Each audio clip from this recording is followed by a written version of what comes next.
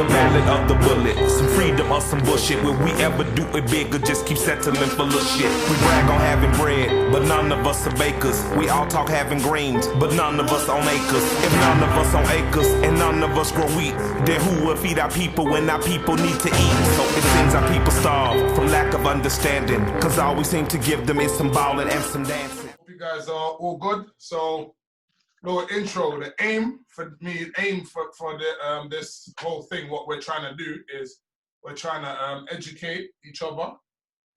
You know, see where we as Black people can come together as well. See how we can try and, you know, bring about some sort of progress as a people.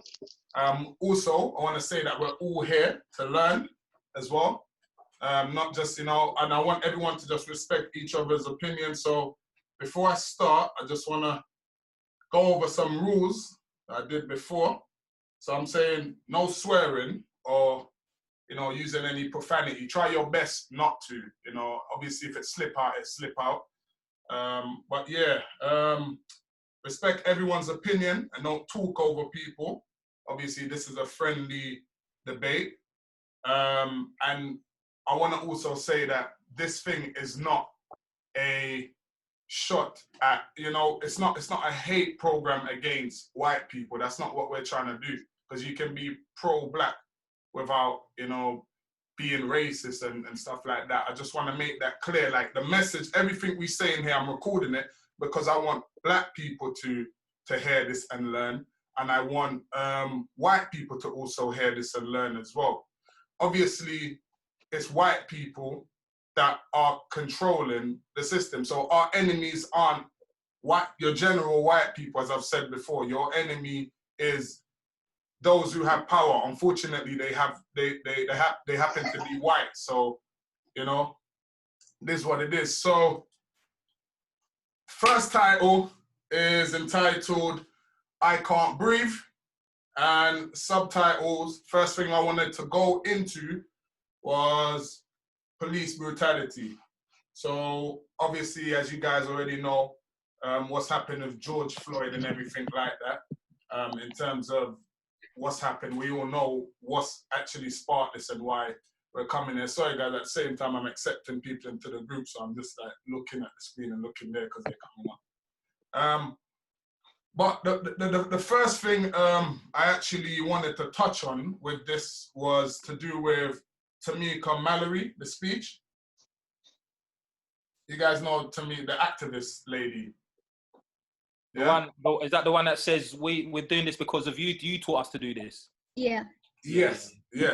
And I want you guys to know as well, anything you've said in the group, feel free to say it again here. Like, don't feel like you're repeating yourself, because I'll do the same as well, because we've heard it, but we're recording this so other people can hear and other people can comment and everything like that. So the first thing I wanted to say was with her speech, as I said in the group, like she was expressing, you know, Black people going through frustration and anger, and obviously the looting stuff. She's saying that we learned that from them, and so we picked that up from them.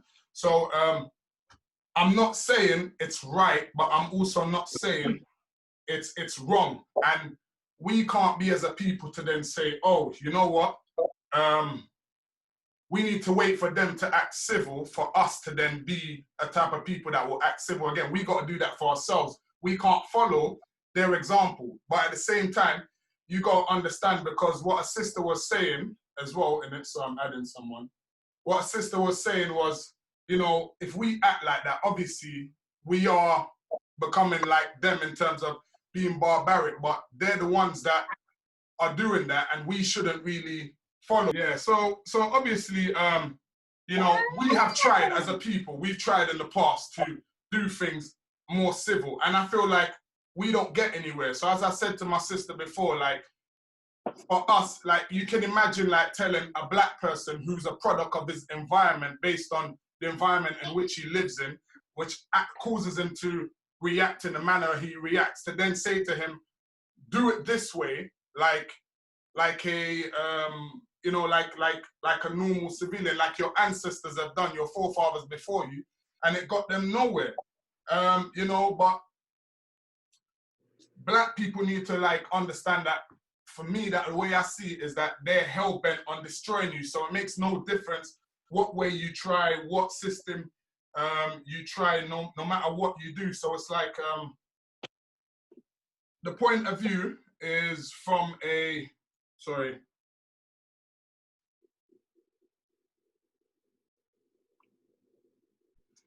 Yeah, so we got to understand each other, I was going to say. So we have to understand each other as a people and understand that even though we're all black people, some of us come from different walks in life. And as I said before, in a relationship, you and your partner, you both think differently, but you got to have some sort of understanding and meet each other in the middle. As a people, I don't think we do that.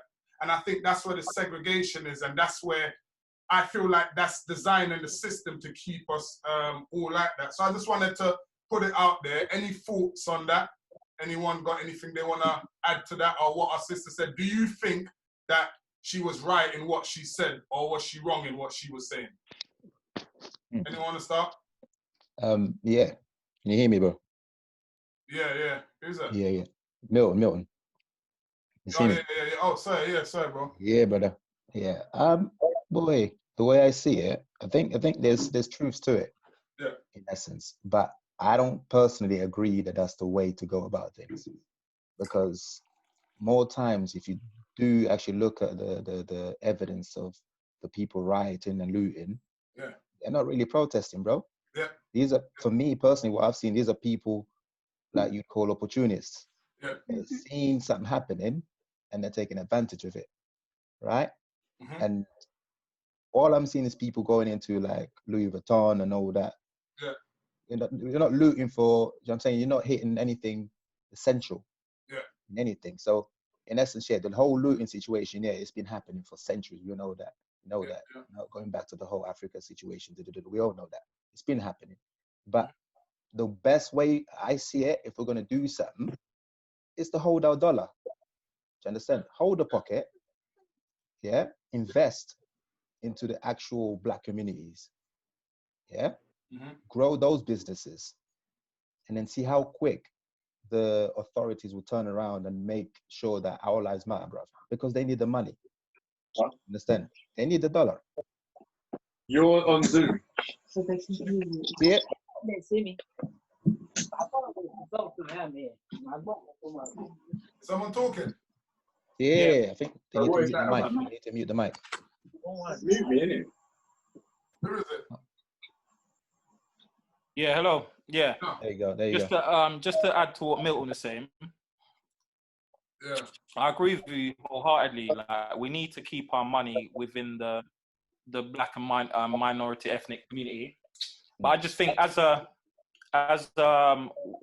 not enough of us to be able to compete against the superior race. You know, if we keep while it might benefit us, if we want to compete and if we want to go up against these people, then there's not enough of us. We're only like 5% of this whole population. Do you know what I mean? Yeah, you say that. That's why I think she said that. She said it. We've tried it. They've tried everything else. They've done everything else. So this is what they know, because they've taught us to do that. Back when they came and took territory, took land, this is how they got it, through looting, through displacing people, through barbaric actions. So this is what they know, and that's what that lady was saying. Yeah, like, you know, like, we're giving you. Sorry. So I was gonna say to you, you know, like what Bishop was saying at the start about all of that. Don't you think that then falls into the whole stereotype where it's then very easy for them to demonize us in the media? Yeah. But you know what, right? Regardless of what you do, they're still going to do it anyway. That's exactly. They're still going to do it anyway. So why care? Yeah. You know, like, they still. Yeah, they're gonna do that, but why not show them better? Do you understand? Why not do better? Shown them better, and it's Nah, not bro. worked. The way I'm saying, How much? People have been marching since. No, what I'm saying is that, right? You guys are saying that there's not enough of us, but you got to look at who spends the most in the US, bro. The money. I'm saying US because it starts over there. Their money, as soon as they get it, don't stay in the pocket. Yeah. Understand? They don't stay in the pocket, bruv. As soon as they got it, bruv, brand new J's, brand new this, brand new, even the rappers, bruv, they got money. Understand? It doesn't stay. But the white man and the Jew, bruv, they will stack. You understand? A white man can be rich and drive some pop down car. You won't see it. Precisely. You won't see it. Yeah. Spend out the economy over there depends on the black dollar. Yeah. Understand? It depends on the black dollar. So you hold that dollar and you see how they need us. Do you understand? Even them, listen, what's the company that's come out before that they got found out to be racist and all that, bro? Cristal. Do you remember Cristal? Yeah. When all the rappers were popping Cristal, bro. Yeah. As soon as they've got found out to be racist, where's Cristal now, bro? It's dead. Non-existent. Understand? It's dead. Why is that? That's the power of the consumer. Yeah. Then as soon as Jay-Z found out that he wasn't driving Cristal no more, he said, nah, I ain't pushing this shit out no more. Sorry, my bad. I ain't pushing this out no more. Everybody stopped drinking it. And now Cristal's gone. Just showing you the power of the economy is strong. There's a better way to fight this. I don't agree with the looting. I understand why people do it. I don't agree with it. There's a better way to do this. And that's about money, bro. Understand? We don't spend, even me right now, bro, when there's money in my pocket, I want to buy stuff. Do you think that, you know, having our own money will do that? Because there was a time where we were like doing stuff like that. As Aaron posted in a group, he's talking about the Black Wall Street stuff and that. But even what happened to that? Even before that, you've got a situation. Well, hold on. Let's talk about what happened in the UK. Like, you know, in the 70s, right, over in Notting Hill, we had black-owned businesses, and it was a little community of a thriving business place. And what did they do in this country here? White people went over there, terrorized, smashed up the businesses, and destroyed it. Yeah. People from Brixton went over down to Notting Hill and fought over that weekend. What happened because of that weekend? A lot of people don't know. Because of that, a woman from Trinidad turned around and said, you know what? I think the problem is they don't understand us or our culture. So you know what we're going to do? We're going to put on a carnival every time of the same year. And that's where the Notting Hill Carnival comes from. You feel what I'm saying? So we had that over here and we did that. And they still smashed it up and destroyed it. So I'm not disagreeing with, hold on. We're not disagree with you, you know, because I agree 120% that what we need to be doing is keeping the pound within the black community 100%, because the turn around and say, oh, because it's being destroyed, we shouldn't do that. It's wrong. We should be doing that. But the problem is, what we have to understand, what we're fighting against really is a big systematical situation, even the point where everybody's aware of product placement in this group. I'm sure we are. Milton touched on it when he said all the rappers are, was having Cristal in their videos and everything else. Same thing with the Gucci, the Louis, and everything else. All of that. Like these rappers and us are our stars, that are people that we look up to, are pushing the same things that we are looting. What you have to understand is a mental thing that's going on, and a psychological thing that they're putting on us. I think it's more than mental slavery, to be honest. They are gearing us to be consumers and dumb consumers at that. Exactly, conditioning. Thank you. So I agree. We need to build businesses and that works. But I'll be honest, right now it's a difficult thing. What we really need to build more than anything, I believe, is a conglomerate before we can even look at building businesses. Because as a conglomerate, then we have a form of unity. Because unity has to be the foundation. It has to be more than saying support black businesses. Because honest to God, more time black businesses not even support the customer. Yeah, that's the next thing I was going to touch still. That's the next thing. That's the next level. I'm saying that's the next level. So from doing that, obviously these same people, these owners, because obviously like you're talking about back in the 70s, but right now we got a lot more black and ethnic owned businesses today. You understand? And we've got more power. We've got the power of social media. We got there's local rappers and people like touching on people like them. What's that? Crep and Conan. They got their little business up in Croydon and stuff like that. Now, if we all look into that, and all these people who have the ability to have these businesses, look into what makes the ethnic business fail a lot of times, is, as you touched it already, bro, like customer service, the ability to respect your client You understand? Your customer and all of that. We seem to lack a little bit. I've had friends who own businesses before. We had not a chicken shop, jerk place, bro. But it was so relaxed, bro. So relaxed. It's like you come in, more times they ain't got what you need. Man's chilling, and I'm like, bro, you're supposed to be serving people. Customers are there, just chilling. Understand? But like, we need to do better than that. We need to do better than that, and that's the only way I can see it. As the consumer and the people who own the businesses, if we all come from the same, do you know what I mean, sing from the same hymn sheet, as you say it, that could work. That could work. That's the only way I can see it. You know? So if you say grassroots, and Bishop, let someone else have a go, yeah? I hear too many people talking, bro. Can I interject? Go on. Oh yeah. So just on the whole black customer service point, it is a very big thing, because if I want to buy a pair of shoes, for example, and there is a black shoe shop and there is a non-black shoe shop, what am I looking at? I'm looking at customer service, but it goes a little bit further than that. I'm looking at the pricing. Yeah. I'm looking at the after-sales service. Yeah. I'm looking at the quality of the product knowledge. You know, if I want to go and find out about those shoes and how they were made and all of that they can explain that to me. You know what I'm saying? So I think it's customer services, but it's also the pricing, because I am black and I could easily say, right, I'm going to go to the black shop and buy the shoes.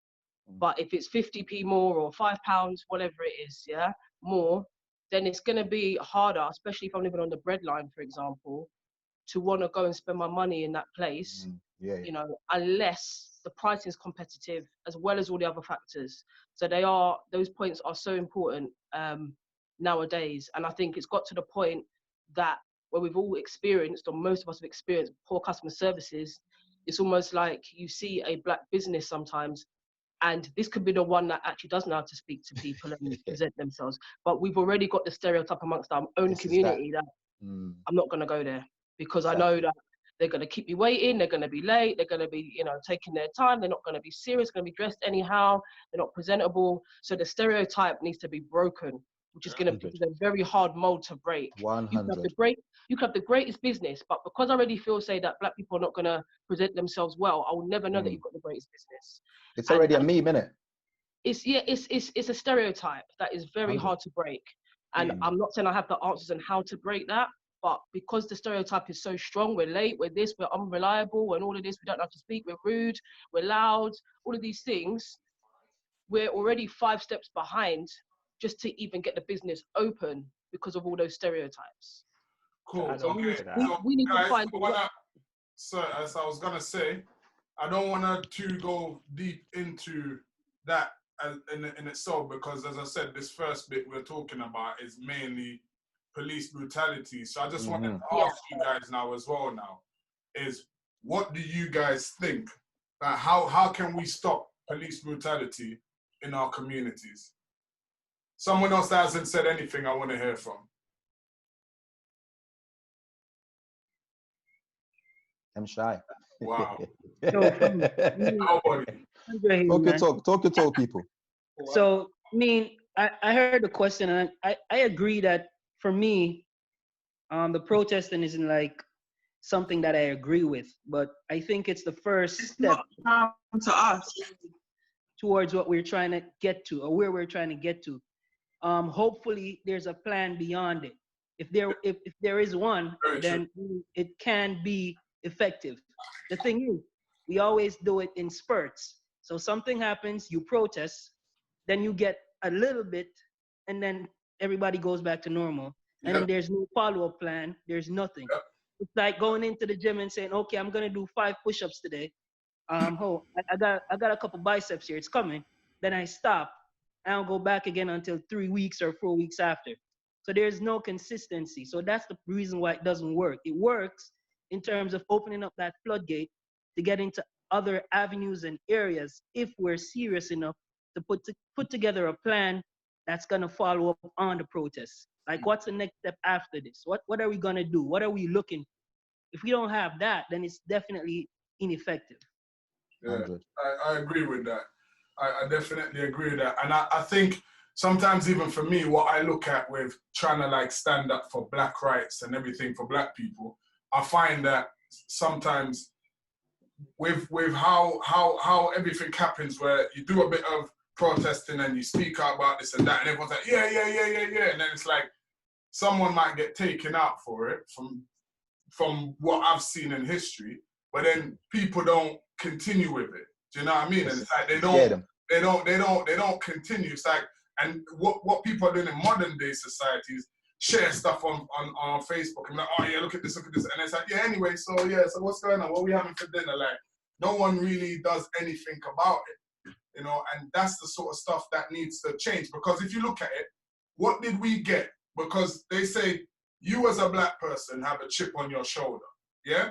So, okay, so you're telling me that I have a chip on my shoulder, and look how far we've come. We ain't come nowhere, because the things they've given us are things that basic human needs. What? The right to use the same toilet as you, the right to use the same public place as you. Like, yes, I'm not saying that we haven't achieved anything or we haven't, you know, done anything, but the things they're giving us is like crumbs. It's like the things you're giving us, it's basic things that a person needs. It's like telling me that, oh, I'm gonna give you food to eat. Like, that's a necessity. We need them kind of things there. You can't tell me that you've given us rights and stuff because you've allowed us now to vote.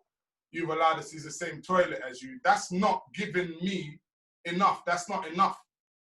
You know what I mean? So I think with the system, from my point of view, I think the system's just designed like that intentionally. There's no intention for us to be better. All they're just going to keep doing is just giving you a bit of crumb. And then you complain again after a few years, after you settle down. It's like, okay, give them another crumb. And then after they get the crumb, they settle down with the crumb. And then again, a little bit. They just, bruv, give me the whole bread. Give me the whole loaf. That's what I want. I don't want no little piece of crumb, because that's what they're doing to us. They keep feeding you bits from it. And then you get satisfied with that until something else happens. You know? And yeah, so that's just my opinion on that. I don't think in terms of the police brutality, I don't think it's gonna stop, because even if they put these guys away, if other police officers are gonna stop doing it or stop killing people because of it, or injustice towards black people, they're not necessarily doing it because they see it as wrong. They're more likely to do it because they have a fear of being you know, going to prison for it or whatever the case may be. Like, there's no real you know, no real feeling towards the people to say, like, I actually emphasize with you, like, I actually feel like this is wrong, and yeah, this is wrong. I don't feel like they treat it like that. I don't feel like they will treat it as they're wrong. They'll just not do it because of the consequences. That'll be a start, bro. That's a start. That's my problem with this whole week, in fact. Yeah. Like your brother Andre was saying, what's next? Like, people. The only reason people are doing this, these black screens, these protests, because people are bored. Yeah. Coronavirus, yeah, that's come taking the agenda. People are bored of that now. So this Black Lives Matter, this is the next thing for people to jump on. This is the next way for people to jump on and say, yeah, I'm a part of this. Let me get involved. Bruv, look at all of these organizations that are there putting up support for the black community. All of these organizations that have been systematically racist in the past. Look at the NFL. Yeah. All of these British companies. I see something on TV today. When has Sky Sports News ever put up anything about Black Lives Matter? Mm-hmm. They don't care, but they're just all jumping on the wave because they're bored. They don't want to look bad, and they want to save face for everyone else. Mm-hmm. Wouldn't you not argue what needs to happen is a whole mindset change. Mm-hmm. Complete mindset change, mate. Mm-hmm. Yeah, that's not going to happen just like that, unfortunately. But well, that's the thing. Could we not flip this, right? You guys are looking at it and saying like they're jumping on the bandwagon. But could we not flip this and say, you know what? Okay, they may be jumping on the bandwagon, but here's the thing: it's a door opener. Potentially, it could be. Why not? Let's look at it, right? The NFL, brother, like from listen, the NFL retracting their way of thinking is a big step. It is a big step. But because same people though. It's It's the just same show. people. It's the same All people. it is you can just say that. show. You can say that, but then you can say that, but you got to look. There's going to be. It's never going to be a big giant step all of a sudden. Boom. But there are things in let me motion. ask you this in what you're saying, yeah? If like for example the NFL, if they wouldn't lose fans and lose money for not responding in the right and correct way, the question you need to ask yourself is, would they still be doing it? Brother, that's obviously not what company's going to do it. Who knows? I can't answer that because I'm not them. But at the same time, you got to look at the power that the people in the NFL, who are the most, besides Brady, the most famous and the most superstars are what? They're black, right? Yeah. 70% or something of NFL They're black, players. but who are their managers though? What are their managers? Regardless of the managers, what I'm saying is they should have the power. Those people there should hold the power. If they turn around and say, you know, we're not playing for you, the NFL is dead. Is it not? That's what we need to do. But hold on, but Kaepernick done all of this already. There was a few players that not many people supported him, bro. No, exactly. That's what I said. A few people stood with him, and then what happened? Most of them were getting penalized. A lot of the NFL stood up and said, "This is not what we want you to be doing." To be honest, I think the way to fight police brutality is going back to what Milton said earlier, which was about building our foundation economy. Because if I say no, how do we? Here's a way to fight police brutality: is anytime we're getting picked up by the police. I'll give you my experience, for example. Me surprised because my complexion light, so I expect to get picked up, but I got dealt away with the police, and I didn't know who to turn to. I had to go to the IPCC to file my complaint, to then end up in Norwood Police Station to get an apology from the chief inspector because they covered up their badges and just me and them did a fight. Exactly. So here's the deal. What I'm saying is, if we've got an economy behind us and money behind us, we can put money into our black solicitors, our black lawyers, and we can start putting together a power structure where they know, listen, if you pick on them black people, you know, you're gonna end up in court. You're gonna have to put money out of your pocket, and the Met will start losing their money to black people because of all of these cases. Of course not. So, you know what? The maddest thing is, right now, I have a theory that I believe we're in World War III right now. But the fight is not with guns, bombs, and grenades. It's with money. The trade war that's going on right now.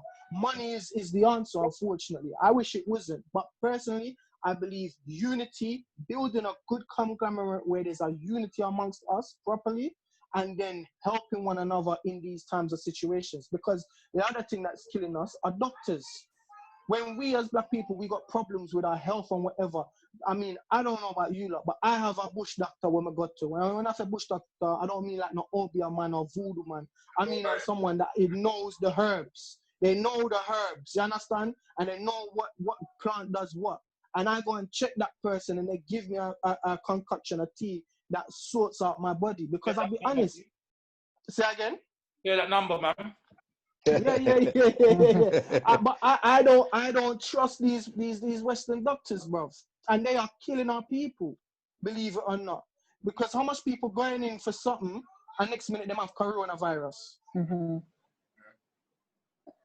They don't know what they're doing. They don't know how to treat us because biologically we're different, and that's just how it is. Biologically we are different, and me working in a health service myself, I often battle with these things because I'm like, well, that's going to help one person, but it's not going to help the other person because we our genetic our makeup. health system and our genetic makeup is different. And they tell us that all the time, that our genetic makeup is different, but then we're still getting the same treatments as people that is different from us. But in terms of the police brutality question as well, I feel like we're looking, and I agree that we do need to look at ourselves and look at our economy and build a black economy. But I also feel like there is always going to be police brutality if the police aren't being trained in the right way. They are being trained to be brutal. That's the reality of it. So you see in terms of you guys all saying about, you know, rebuilding the economy, black economy and stuff like that. The problem I have with everything is I think we as black people deserve what they call it reparation, yeah? And I think we actually deserve that. Because if you look at, for example, like the Jews, right? The Jews they got reparation when they by them suffering, the German population was the one that was basically winning from them, right? Their economy boomed for the German people and everything, yeah? Now, they only went through that like 4 or 5 years, right? They got reparation for that. Now, look at us. We are a people that have been brutalized for hundreds of years. What we did for this place here, this planet here, isn't just for Germany. We did this all over the Western world, Europe. We built those countries. We built all of that. And we went through hundreds of years of that. So I feel like even if they were to give you, as black people, the world, I don't think it will be enough to basically to pay for all the stuff that's happened. I might be going a bit overboard in saying that, but you know, but my thing is, until we have that, we're not going to like go up where we need to, because in our communities we don't have the money. They're not going to allow us to like get to that stage where we can then do that, because even our own countries, our own third world countries, nothing there is owned by us. You think about Africa. Africa's supposed to be the land where they've got probably the most resources. So as a continent, they should be pretty much one of the richest continent on the planet. Yet 90% or 95% of the wealth from Africa, black people don't even have that. Black people don't even own that. It's owned by other people. You can't come to England and be like, well, we're Chinese, we're gonna take all of this and then fully run it, where majority of the wealth in England is going to Chinese people. Oh. You get what I'm saying? Right. Anyone have any thought on that? Anyone else before I jump in? I was gonna say, I've lost my train of thought, but what I was thinking was, if we build on our economy and, you know, we have our black economy, do you think that they're just gonna allow it? The whole thing is, it's so much deeper than that. Like, and also, as Peter said, we are a tiny percentage, especially in this country. They want to keep us down there. They actually want to keep us down there. It's so much more than just less vote. I mean, it's good, and you know, I'm skeptical, yeah, but if we could do it, it'll be amazing. But I think if we try to do it, I think they'll try it and they'll just come and mash it up. Do you know what? I don't see it like that. Do you know why I don't see it like that? Because one of the things that I kind of like, I don't like as much, is the fact that in England, human rights, it's a bit distorted in my way, the way I look at it. So there's a lot of things that we can do now that we couldn't do before, if that makes sense. So like we've got a lot more power these days. Our generation has a lot more power to do what we need to do than people back in the 60s and 70s. You see what I mean? And it's like, it's all in your face. The power of social media, everything is all in your face. You can't just take things away from people like that anymore. It makes it a lot harder. But the thing is, it's like, just touching back to an earlier point before with the whole reparations. There's no point giving us as black people reparations right now. Shall I tell you why? Because our mindset, bro, the mindset is not correct, bro. 100%. They're gonna give you $1 million. They're gonna give you $1 million or £1 million, and you're gonna go buy Mercedes, bro. The money. Do you understand? It's not gonna work until the mind is correct, bro. You see it, but then it goes even deeper, because you go like you touch with the African, with the African thing. But my thing is, I've always said this: you got to compare one thing. Our African leaders, our presidents, tend to come from where? From the army. You ever noticed that? Yeah. From the army. They're generals. They know how to fight wars. They don't know how to sit down and converse with the opponent. They know how to kill. So the country is being run by generals of war. Most of the countries are being run by generals of war. And those people win their war how? Because the West will come and say, you know what, look, this country, you got some oil, you got this, we could do with that. We're going to help you Win your war. When you win your war, you're now in charge. So when you're in charge, we're going to make a contract. You understand? In that contract is where we get raped, right? We get done up in that contract. That contract will be signed up for 25 years. Do you understand? 25 years and you're selling your oil for peanuts. And that's where the problem comes. When we start having scholars, do you understand? Scholars, people who study, doctors, PhD, all of that. When we start having those kind of leaders, we might see a change. Until then, it's not gonna change. It's not. Listen, China is going to Africa and buying, taking control of the army in I can't remember what country it was. I can't remember. How can a Chinese person be in charge of the army in an African country? Yeah, but it's like Jamaica as well. It's the same thing. You've got. But do you know why they're doing that? Do you know how it happened there? And they also took control of the national TV because they couldn't afford to pay back the debt. Yeah. Do you understand? And this is where you're having people who have no brain in power. But you got to ask yourself as well, because you're saying couldn't pay the debt. Where did the debt start from in the first place? Because it wasn't us that started the debt. No. These debts, like i.e. with the Chinese, they come in and say, like, because you know what they're good at? Building. Right? Building. Right? In Angola, my country, they go in there and they build. Right? Right? When they build their stuff, you look at it, you're like, raw, decent. Give it 2-5 years, boom. Bridge is starting to go like this. I'm like, raw. And these people built this, but you've already paid for it. So you bought a business because they'll come, they've got the expertise, and you know the Chinese people work hard. They're quick with it. Do you understand? They work quick. So they'll come in, they'll offer you cheap labor. We're going to build this, we're going to build that. They'll show you the designs. You know what? This will look good for the country. Boom. So you signed it. So they've delivered. After a year, they've delivered what they promised they would deliver. But then you got to pay up. Then all of a sudden you can't pay what you promised you can pay. What's next? So now you owe them. The next step is, we're going to come in, we want control of this, we want control of that, we're going to send the workers for that company. That's good group. That's gangs. That's how they do it in gangs. That's how they do it, though. This is literally how the Chinese work. That's why if you got to look at Africa, they're basically taking over Africa slowly. If you don't see it, slowly in the Congo, in Angola, Nigeria, bare Chinese people by accident. In all the countries, it's not by accident. A lot of the countries that's happening to, a lot of countries that were also colonized as well, are just really poor because of some sort of colony or slavery. They all have something to do with that. They never recovered. I was surprised when I went to Mauritius. Like, it was the same system over there as well. And it's like, Africa's here, Mauritius is like over there, bruv, next to Madagascar. Like, and it's got a mixture of Indians and black people, but they were under like colonization as well. Same thing, right?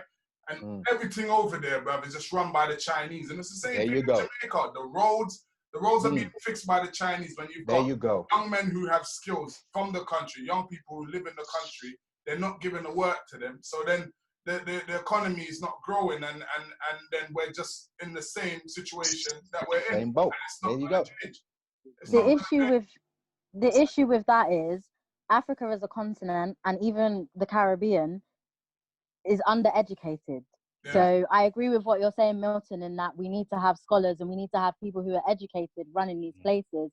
But the problem with that is people from the African continent are sending everyone to the UK to get this education, to USA to get this education. And then it falls on people in the diaspora who are either stuck where they are, stuck in the UK and not really sure how to make it back out there. And those people who are making it back out there aren't necessarily seen as Africans or necessarily seen as part of the continent. So that it's deeper in that sense as well, is that as a community, as a whole, we're not a whole community. No. Not a whole community at all. And that's what needs to be fixed, I think. I hear that. Because a lot of times certain people that do go back get blocked as well. They try to make their way up and they get blocked, because a lot of times, as you see as well, it's not even like similar to what's in North Korea. Brother's about to die, sister's going to take over. Say what now? How is it's not a kingdom. Do you understand? How is it? But that's how it works in Africa, bro. You understand? It's not a kingdom, but yet you're going to choose. How are you, as a president that's been in power for like 30 years, which is ridiculous anyway, going to choose who's going to succeed you? You might as well just stay there till you die, innit? Because there's no change. There's going to be no difference. There's no democracy. But you think about it though, yeah. Mhm. Even those leaders, I'm not saying they're right or anything, but you think about whatever country it is at the time that you're talking about, right?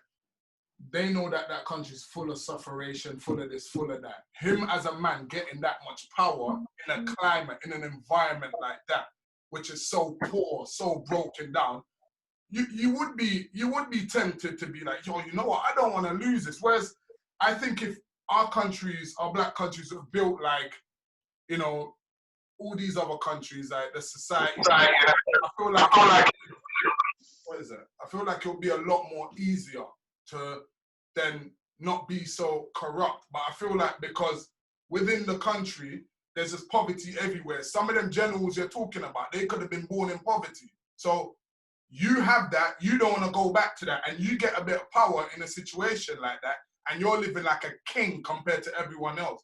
So it's very easy for you to hold power and not want to let go of it. I'm not saying it's right. That's precisely why they shouldn't stay there for that long. Say that again, bro? I'm saying that's exactly why they shouldn't be able to stay there for that long. Yeah, 100%. I'm not saying it's right, but what I'm saying is you got to kind of see it from a different point of view as well, like where it's coming from or where the angle. Yeah, I hear you. Every time, all the time I hear people saying, "Oh, look at the black leaders in these countries. They're all corrupt. They're this, they're that." But they're also learning from the Western world, and it's because of what's happening. What's happened in the past, because there was a saying that I heard here. This guy said, the past is not dead. He said, the past is what shapes the present and the future. So every white country that you see, where they are today, they're where they are today because of their history, because of what they've done, because of the things they've done. The only countries that you see that are messed up, the countries that are that have hardly any schools in it. They're suffering through poverty and all sorts and crime, because obviously there's no work, so everyone's committing crime. All those countries, every single one of those countries, you trace back their history and you find that there was some sort of foul play towards them. That's why I do believe in that saying that says that, you know, the past is what shapes the future, because what white people have today is not based off their own back. What white people have today is based off what they've done. So you can't look at me today as a black man in today's society and say, I've got a chip on my shoulder, I'm just angry, I'm angry, because that comes from somewhere. That's coming Somebody from put that chip there. What's happened. Do you get what I'm saying? Mm. Sorry, I'm getting hot. Man, got passionate. Yeah, do you know what? It's generational. It's deep. It's ingrained. It goes back years, and we even hear about now people going back to their countries, whether it be to Africa or the Caribbean, to try and do things, which we do. I think most of us agree that we want to try and do that. We want to try and build up stuff here if we come here from another country, get a better education, and then go back and try and do some stuff and build houses and start businesses and help with the infrastructure back in our home nations. But I'm sure a lot of people have heard about, they go back to their countries and, you know what, they want to kill them. There's red eye, there's jealousy, you know, and it's so hard for us to maybe be in this country, try and get that good education, to then take it back and start something back home, wherever back home may be for you, because of that mentality. But as was said earlier, those that have lived back home, never traveled abroad, their mentality is, oh, why have you got more than me? That's ingrained in them. We could sit here and insult them and say, why are you so jealous? Why are you so this? Why are you so that? But that's what they've seen, and that's what they've been taught. A bit like how white people that are racist in this generation, or even non-whites, they've been taught to be like that. Do you know what I mean? We could sit and blame them, but if they were told by their grandparents and their great-grandparents that black people are beneath you and so on, they're going to believe it. Someone told me that red was red and it was really black, and I heard that for 30 years, I probably would believe that it was red, because it's ingrained in you, it's instilled in you. So it's such a deeper thing, and I don't want to get too controversial, I don't want to take too much time, but that's why I was mentioning in the group about the spiritual aspect, because it's how people think. It's what is learned, it's what is inbred in the home, in the upbringing. And you know, I don't want to go too deep into certain things right now because I know we haven't got lots of time, but if you're seeing it over generations and generations, it is a spiritual thing. But you can't, I feel like, you know, I don't want to step on any toes by saying this, but you can't go into the spiritual aspect without also looking at the foul play of the spiritual aspects that we were fed as well. Because we're the only people on this planet that are gods, don't look like us. You know what I mean? If you never saw white man before, wherever you was from, before you ever saw white man, when you had your God, what would your God look like? Your image, right? You got told. You ain't see white man. You ain't see what they look like. They use the Bible and stuff like that to obviously enslave and to dig into your mind to then say, you know, submit to your master. There's a scripture that says, submit to your master. You know, even when your master is chastising you, rejoice. And then it says, but why should you get reward for basically rebelling against the master when he's punishing you? It's to say that, okay, so I'm not allowed to then have the mindset to want to free my brothers or free my sisters. You should be punished for that. And they use that to program and keep us in there. So yeah, you're talking about the spiritual aspects important. I agree with that. But when you say that, you got to then think, what spiritual aspect? Because everything about spiritual aspect that we follow today, and I'm not trying to offend anyone, I'm just being real, we got that from them. Wait, All right, hold on there. One sec. Come on, we've had this conversation already, bro. Yeah, we've had this plenty of time. We've been on the No, we've had this conversation already. Cool. Go, bro. Let me say something. I have something I want to say, you know. Walk up, everyone. There's a couple stuff that me as a black man with 3 black boys growing to be black man that I have to answer to. And number one, I first have to know my worth to teach my kids their worth. Yeah. Mm-hmm. And the way the world is set up, I don't have a worth. I don't have a value. The only value I have is to work. That is the only value I have, work.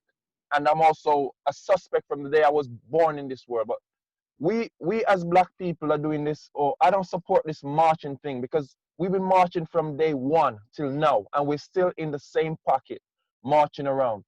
A lot of us mention Black Wall Street for one. Black Wall Street is called that way because we're comparing it to the white man way of trading or the white man way of business. But we're missing the point that Black Wall Street, as we call it, was actually a community. You know, it was a community of black people decided they're gonna get themselves assets, which is land, and develop themselves. Now we as black people, yeah, we want to make a change in the world, but how can we change a big world if we can't change our community, our household? We have to start changing the way our kids deal with money before we can talk about anything. Why? Our kids have to understand what money is and why money was created and what is the value of money. Our kids have to see their value differently from money or materialistic stuff. A trainers don't make me. A Gucci bag don't make me. You know, a big chain around my neck don't make me. We're not new to this. The white man was new to gold and diamond and silver because he's been seeing it. We used to walk in these stuff. It don't matter to us. A lot of people look at Africa as say black people are from Africa. I also find that statement very retarded because what you're trying to say is that black people are only segregated to a small aspect of the world, and the world is so big. So basically, we're spreading racism, teaching it to our own kids, the community, or even our grandparents. We're still teaching them because most of our grandparents would never rebel against a white system. They'd rather die more than doing something that we're doing these days. They don't know how to coach us, how to talk to us. No, all they keep saying, don't go outside, it's dangerous, because they don't know anything else. And for us to be telling our kids we're from Africa, we're actually doing the racism for the white man, telling them Africa, that small continent, that continent where people are always fighting. They eat bush meat, they eat this, they dress like that, the women walk naked. That's what we're trying to tell our kids. We're not from Africa, we're from the world, just as everyone else. We are from this world. Leave this Africa thing to the side.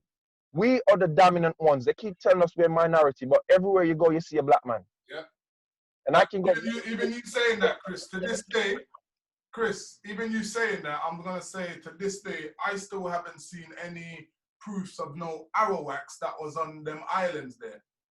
I ain't seen no proof of that. I ain't seen no proof of no arrow wax. And I'm not going to, like I always say to people is, with everything that you learn, you've got to unlearn everything you've been taught, even by your parents, because your parents don't know any better. Your parents are taught the same mumbo jumbo that their parents are taught, and it goes back and back and back. We have to break that cycle. We have to say to ourselves, okay, let's take everything that we've been taught, take it out of your head, sit down and start to actually re-educate yourself. I think that's the one thing every single black person needs to do. Start re-educating themselves and come together and start to throw out like what we're doing now. We're speaking amongst each other and trying to, like educate each other and come together as a people. That's what we're lacking. I feel like when it comes to materialistic things or things that have no value, that's the time we want to come and, together. But when it comes about to doing serious things, no one wants to do anything. Yeah, I but think we have to.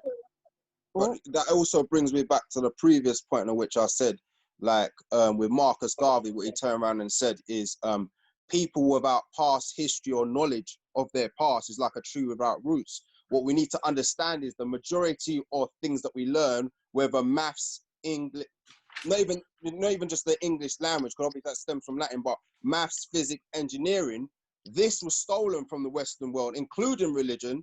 And just to throw that in there, Kamad, that the same picture you're talking about was invented in 1600s in Italy. What picture? All right. Was completely. Leonardo da Vinci didn't know what Jesus looked like, bruv, because that came from Africa in the first place.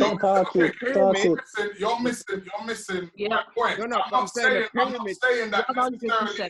not saying necessarily that it is wrong. I'm saying the way we have been taught about. I know, but what I'm saying is, we need to unlearn it. For instance, we're taught that Thomas Edison made the light bulb. Yeah. When he didn't, it was his slave. Yeah. You know what I'm saying? Because and the reason they done that, because it was illegal for a slave to take out a patent in the 18th century. So everything the slave done was then registered straight to their master.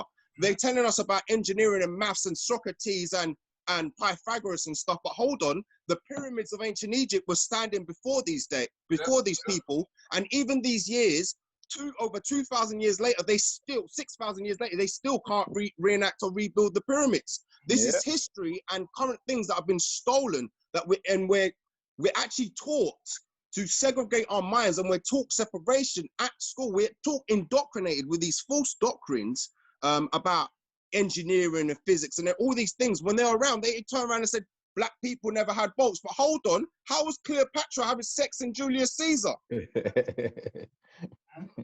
you know what I'm saying? Mm-hmm. When it was the first one, the white man stepped on Africa, black people never had boats. We talking the ancient Egyptians were warring with boats. Yeah, yeah. But this is so many things I'm talking about, even from spirit. That's why I agree with Ursula, because from a spiritual lesson, we need to understand that this spiritual thing, it didn't come from them. England especially comes from the Iceni tribe, and they used to run around naked and fight each other with their dicks hanging out.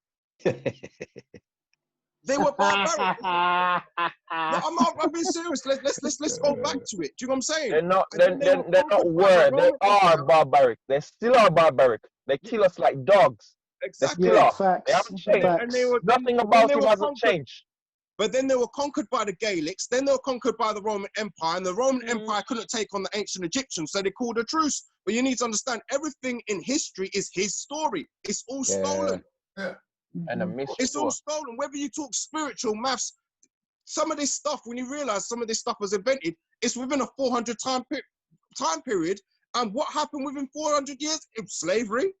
Okay. Within this what time period, I was saying to you about the spiritual aspect wasn't to say that it's not important, but if you're going to use that and then talk about it, you also got to then look at the foul play used with the whole spirituality and the spiritual aspect of things, where we've been shut off spiritually from the right way of following things spiritually. Why? Because you the way they want you. You had to be shut off, okay. Can I say something? Can I say something? Yeah. Yeah, I do not really agree with what you say, because actually we are referencing, to the Bible. I think that's, what you meant to say. And obviously, this book, you have a lot of, controversy in regards to how it has been put together. If, it's really God, if, God exists, if, like, you know, it's a man, it's different man who, you know, wrote this book, and then you have different council, you know, different men that, you know, really sat, you know, around and just, you know, put that things together. However, I'm saying it. I'm a Christian, so I believe in the Bible, and I believe, you know, I worship God, and I do not think that, you know, Jesus was white, and I believe that he was Jews, sorry, from Jewish, you know, culture, and he lived, you know, under, you know, the Babylon Empire. So there is a lot of things that, you know, you can take the Bible and give it to, you know, to everyone or whoever, and they can make whatever they want of it, but that doesn't take away, you know, the value. That's my point. And also, when you talk about, you know, spirituality, when you talk about those things, I don't know, we need to determine, you know, what it is, what we really talk about, because for me, spirituality is probably not the same way that you see it and you view it. And also, another example, I'm French, so sometimes you may hear me saying things that, you know, with an accent, but AC, the French, you know, island that had, you know, their independence, they fought. Yes, they fought, and they had the independence under spiritual voodoo. This is what they did. The slave were praying, were doing all sort of juju, and this is how they got the independence. That's the leaders. The leaders were teaching them how, you know, to pray and fight, and it was, you know, a spiritual warfare. And there is no Bible in that, no Bible. So I think we need to be very careful about, you know, when we talk about spirituality, because a lot of people believe in ancestor. Personally, once more, I believe in creator. You just said that they use obviously witchcraft, basically. Well, not witchcraft, Orbi hunting, right? Yeah, they use that. So how are you linking that with the Bible and so that's what I'm saying. That's what I'm saying, because you say that, you know, you say that, you know, back The in word the day of spiritual. slavery. Hold on, let us speak. I'm saying what? Sorry, go on. You say that back in the day where, you know, people were like our community, our Black people, ancestors will, you know, were, you know, enslaved, that they use, you know, the verses of the Bible. Obviously, they did things like that. They really did. But you also have, you know, what is his name? Willie Lynch. Willie Lynch. Yeah. It's exactly the same thing. It's exactly the same thing, indoctrination. You take something and you turn it against, you know, you just, you know, man against man. It's just taking, you know, it's a support. You take a paper or take whatever you want, and you just, you know, manipulate it to, you know, to have you end, you know, to arrive to whatever you want. And this is what has been happening. And it doesn't mean that, that's my view. So I'm just saying it because that's what's been happening from an education, from a spiritual point of view, from a religious perspective, from maths, from science, from engineering. They've taken it and they've manipulated it. Obia came from Africa. Christianity came from Africa. Judaism came from Africa. It's just been manipulated. Okay, what you're saying to me isn't news to me. I don't think like you're getting what I'm saying. My thing was, I wasn't saying that God isn't real. I wasn't saying that, you know, aspects of Christianity and all of that stuff isn't real. As they, you know what I mean? All I was saying was they've used that as foul play as well in this world. So, but we sometimes tend to sit on the parts of it where it's like, oh, you know, let's leave this to God to do this because this is what they're taught and that's what's going on in the Bible. That's the point I was making. I wasn't trying to say that, you know, because I know that. Yeah. Okay. You say something like that, but you also said that, well, it's as if we are the only community, only people that worship a God that doesn't look like. Of course like, we are. You know, we are the no, only ones. but the thing is, you know, the Chinese as well. The Chinese, you have other, you know, nationalities and other races that turn, you know, to worship. So that's you when I'm talking about, you know, spirituality, I'm not talking about race. I'm not talking about the color of skin. I'm talking about what is, you know, I'm talking about I'm gonna be real. I'm talking about demons. I'm talking about spiritual realms, things that are happening that you can't see with your eyes. Okay. This is what I'm talking about. And for that, I don't think that there is. For that, I don't think. For that, I don't think there is a color. Can I say something? These two questions. Let me ask Can I you say these two questions. something? Wait. Yeah.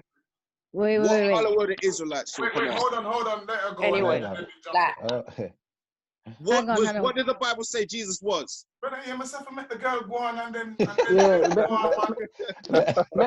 make her talk, but they were black. You said the Israelites were black, and the Bible said Jesus was an Israelite. So what was Jesus? Wait. Let her talk. Wait. This is Adina speaking, a different person. But I just wanted to They were say black. before we What get are onto that. Wait, hold on. Wait, before we get onto that, we all need to reevaluate. And Kamal, like you were saying, we need to unlearn certain things. There's a lot of things about language that we need to unlearn. Because Priscilla, if you were saying about spirituality, what is spirituality meaning? A lot of language places different meanings on different things. So the Western society placed spirituality to mean witchcraft and voodoo and juju and them things, when actually I think what we're trying to say is the soul, the spirituality of the soul, the vibrations that we're putting in and out into the universe.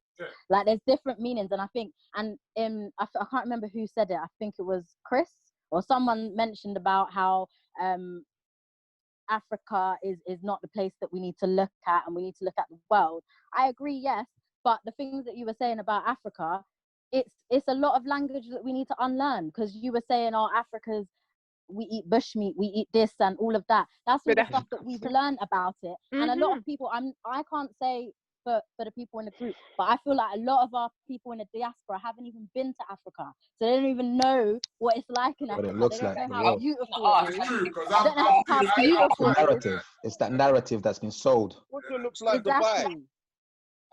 Pardon? Yeah, Africa look like Jamaica. It looks like Dubai. Wait, first of all, It's a Africa's big a continent, so there's different Yeah. parts of Exactly. Africa. Big continent, you can't say that. It's like the Yeah. biggest continent. What are you I'm just saying? saying it's not like it's uncivilized. You know what I'm saying? You walk into certain parts of Africa and you Yeah. think you're in the Western world. True stories. Absolutely. 100%. Absolutely. 100%. All right, guys. And I wanna. We've gone off track, by the way. Adina, I want to move on to another title Okay. at the end of this. Well, go and finish what you're saying, sis. were you asking me to finish? Yeah.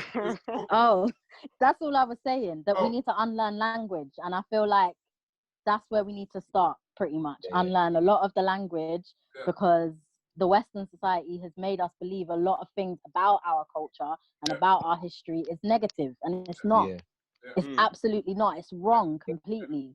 But it's obviously, to get you from stopping from digging into your history and the good side of it. But moving on, I wanted to talk about white supremacy. So white supremacy, what does white supremacy?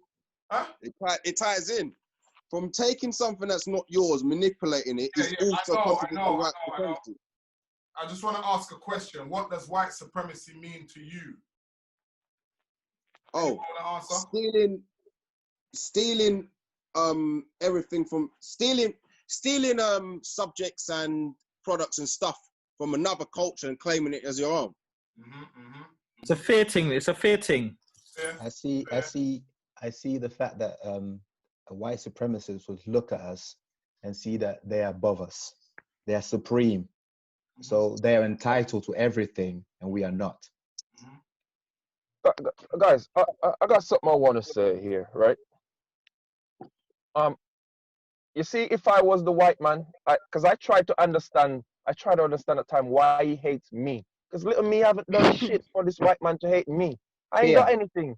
But why is he hating me? You see, if I was the white man, I don't think I would have done anything different. Because he has done so much to us, trying to get rid of us, and he was never successful. What he's doing is not, we're looking at it saying, he's doing it because he hates us at times and stuff, but we're combating something that's natural in them. This is who they are naturally. So how are we going to come up against that? Because we're not naturally violent. We're not naturally malicious and trying to destroy people. So how are we going to combat that? I think it comes from that whole caveman barbaric kind of mindset. If I'm being honest, and I know some people might not like me saying that, but I put it to this. It's just modern day cavemen who are smart, who instead of walking around big clubs, they got technology now. So let's do our whole thing like this. Because all the major wars is them, you know, they're the ones killing, they're the ones victimizing people and destroying people's religion and culture just to enslave or, you know, so that they suck a land dry to benefit their country, and then that land which they suck dry don't reap any of what they've stolen from it. If you notice how they came into power, because they got beaten up by the Gaelics, Germans, then they got beaten up by the Romans. The reason they came into power was the invention of guns. Yeah. Mm-hmm. That was it. Hannibal used to kick their ass all over the continent. Yeah, all these leaders, black leaders, and these military. So I wouldn't say, yeah, they were barbaric, but we had good military leadership, and we did start a lot of wars ourselves. Because look at the Carthaginians, where Hannibal comes from. But since the invention of guns, that's when they took over. That's when ancient Egypt and everything started to fall. Guns. They invented one thing. I agree.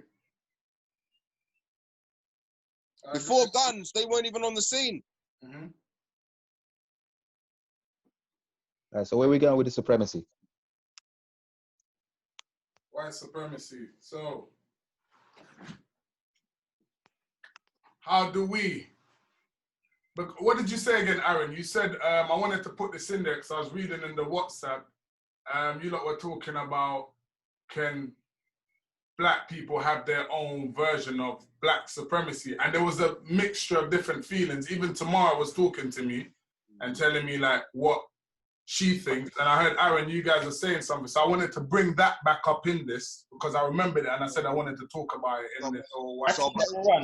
Black supremacy, especially, well, you tried the thing with the Black Panthers, but white supremacy, that can never run in this country, ever. Because we're the minority, for one. And if they just have more, they have the power. That's it. We have no power. There is something else though, besides the Black Panthers. Or what organization, political organization we might try to form.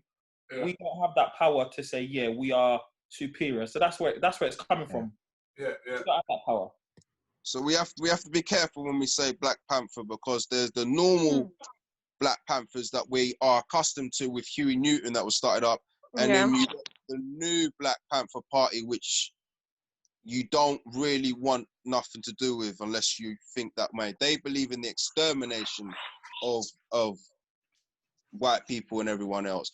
That's not the Black Panther when you say the Black Panther, that's not the Black Panther. That was a blanket description. But in terms of black people, I understand what you're saying. Peter, say that again, because you was chipping. What did you say? Yeah, so that was a blanket kind of description for black supremacy. Like, I'm sure there's lots of other militia black groups and other military black groups. When I think of black supremacy, I think of the new Black Panther Party. When I think of black privilege and black rights and stand up, I think of the old Black Panther Party, the one that we're so accustomed to. Yeah. Anyone else? Anyone else? No?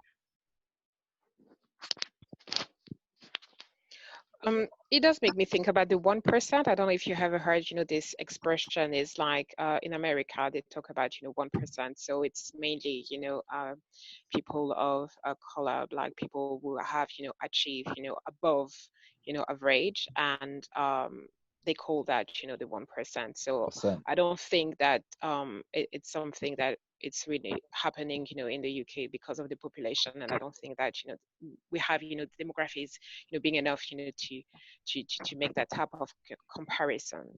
However, in America, it does exist, and they call that the 1%. I would say I think I said this in the chat that it can happen. Black privilege can happen, but I don't think in the current day there is, both in the UK and in other countries, I don't think it is a thing because white privilege. Black privilege. Is that what we're talking about? That's what supremacy in essence. Well, black supremacy or black privilege, but I don't think it can happen without changing the mindset of black people. Because what I was saying in the chat before is that in a lot of African countries, they are still, even though they are the majority, they still view themselves as a second-class citizen. And that's from conversations that I've had with local African people in Gambia, in Sierra Leone, in Ghana, in different countries. And they see themselves as a second-class citizen. They see the white man as the superior. Same conditioning. So same conditioning. Say that because I've noticed, like, if you like go to like the Caribbean as well. Obviously, I've not been to Africa yet, but in terms of the Caribbean, I see how like they go on and how they treat like white people that different. Like, I can remember the first time I went back to Jamaica after years of living here. You know, I'm really excited. I go there and I'm in the airport, and even just the way like they was treating me, being a black man and a Jamaican man, not paying attention to me, just flinging down my back, say, yeah, you can't go on now, and all of that, just the way they was going on. And I remember walking off here and I said, let me watch how they're gonna deal with these white people behind me. And it's a whole different, you know, like that. And it's like, bro, like I'm from here, like whereas we're here in this country where it's a white country, and you know, we get treated like that by white people. White people aren't treating their people like that. It's like, why are we the ones treating our people like that? That's conditioning. That's gotta stop, man. Same way. There is. Okay, I did not go ahead. Go ahead. Oh, sorry. I was just going to say, let me just tell you a story to put it into context of how deep it is and how the mindset of a lot of African people still is in the slavery days. So I've been to Gambia and I was doing some work out there, some mental health work and other things and art stuff. But I was with my friend. We got in a taxi and the guy in the taxi had dreads and he had his hair up he had his dreads up in a ponytail. And we said to him, oh, what's your name? And he said, oh, my name's Pineapple. We go, what? He was like, yeah, my name's Pineapple. And then I was like, that's real name or his pet name? Exactly. So he was like, oh, my name's Pineapple. And then we were like, well, who first of all gave you that name? And he was like, oh, some white people came into my cab and they said that I look like a pineapple. That's the shit that we're still doing. That's the shit that we are still dealing with. And the joke is, he actually had he said they gave him a gift as well, and the gift was a gollywog. That's how the gift was a gollywog teddy. And we told him, look, don't accept that. And we called him by his real name, which I'm not going to say, but we called him by his real name. And I don't even think he was used to people calling him his real name. He was saying that he was using his name Pineapple as his like company name. And it's like, well, no, because these people are actually coming here and taking the piss out of you lot. They're taking the piss out of us, and people are embracing that. And that's what I mean about people in African countries, in Caribbean countries as well, because it happens over there that white people are going over there calling us all these names because they know that they can get away with it because they're literally just going there for a holiday and then going back to the UK like nothing's happened. Literally like nothing has happened. And this is what I mean about educating in language and everything. Yeah. Okay, Priscilla, was you gonna say something? Yeah, I wanted to say, I don't know if you heard about Jane Elliott, you know, the experiment that she done about, you know, she put some people's, you know, of the same race in the same class, but some were, you know, had, you know, blue eyes and other had brown eyes. And then she started conditioning one group over the other. So the blue eyes, she said, well, you're better, you are stronger, and the blue eyes are going to go to the lunch, you know, first, and then the brown eyes, well, kind of, you are nothing. So for the first part of the day, she conditioned, you know, the whole class with that new, you know, belief system. And by like lunchtime or between, you know, like before, you know, the second part of the day, there was an altercation in the playground because a blue eye called a brown eye. Well, you are brown eye, and because brown eye was linked with you are nothing, and you are less than a blue eye, it got the piece. And actually, it was brown eye, and it was nothing like negative about that, but because she attached the belief system with it, so the children started like believing. Then she did the same thing the way around, and actually that was that was really funny because she started saying, well, the brown eyes, you are better than the blue eyes, and then she's reinforced the same idea over the brown eyes. And then, well, another incident happened, like kind of the brown eyes, well, now you are lower than us, so we are going to punish you for what you did to us early on. There you go. So it's just going on and on and on. And I will say that, hear me, I would say that could have happened to any other race, but it happened to the black. And we have also to understand that not only black people have suffered, you also have, for example, if you look back in Canada, there are Aborigines. Yeah. I heard, what had happened to them. They have been stripped away of their identity. They could not speak their own language. They have been put into boarding school, and in boarding school, they've been abused. They've been beaten. They couldn't have, they couldn't go to see their families, and that happened for years and years until they say the Indian out of them. See, So it's just that. Anyway, that was just something that I was putting out there. I think. Well, you know what? That's not the only place it happened. Into the group. I've got it on my phone. Say again? I'm going to put the Jane Elliott video into the group. I've got the 7-minute video on my phone. Cool. But going off of what Priscilla was saying, I don't know how much of you know about King Edward of Scotland, the father to King James. When he was a boy, they used to call him the Little Black Prince. And when you look at the early photos, or the most photos that you can get of him, and I lie, the man fear a black man. You get me? Features, hair, everything. So even King James himself would more than likely be black as well. And this is a history that not only was it lost, but it's been bred out of this country. The same way with kind of what Priscilla was saying, it's just been literally bred out of the country.